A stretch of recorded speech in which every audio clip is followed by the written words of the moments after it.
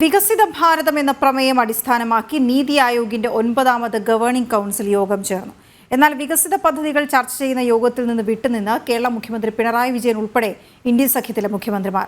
യോഗത്തിൽ ബംഗാൾ മുഖ്യമന്ത്രി മമതാ ബാനർജി പങ്കെടുത്തു.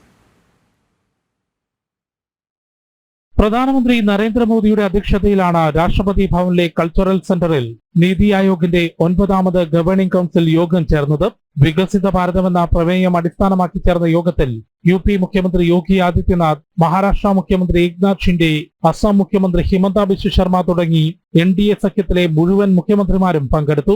കേന്ദ്രഭരണ പ്രദേശങ്ങളിലെ ലഫ്റ്റനന്റ് ഗവർണർമാരും അമിത്ഷാ, രാജ്നാഥ് സിംഗ് തുടങ്ങി ക്ഷണിക്കപ്പെട്ട കേന്ദ്രമന്ത്രിമാരും യോഗത്തിനെത്തി. എന്നാൽ വികസന പദ്ധതികൾ സംബന്ധിച്ച് നിർണായക ചർച്ചകൾ നടക്കുന്ന യോഗത്തിൽ നിന്ന് കേരള മുഖ്യമന്ത്രി പിണറായി വിജയൻ, തമിഴ്നാട് മുഖ്യമന്ത്രി MK സ്റ്റാലിൻ, കർണാടക മുഖ്യമന്ത്രി സിദ്ധരാമയ്യ ഉൾപ്പെടെയുള്ള ഇന്ത്യ സഖ്യത്തിലെ മുഖ്യമന്ത്രിമാർ വിട്ടുനിന്നു.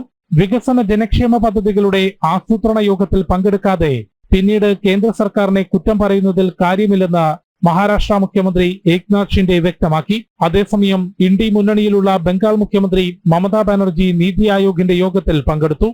ജനം, ഡൽഹി.